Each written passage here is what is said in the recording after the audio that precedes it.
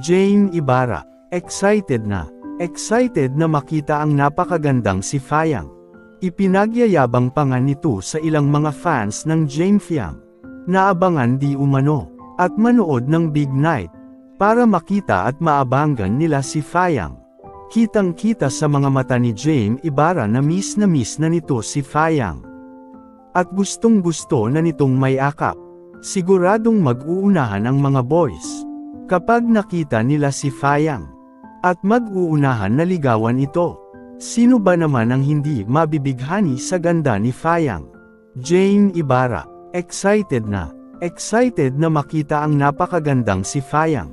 Ipinagyayabang pa nga nito sa ilang mga fans ng Jane Fiang.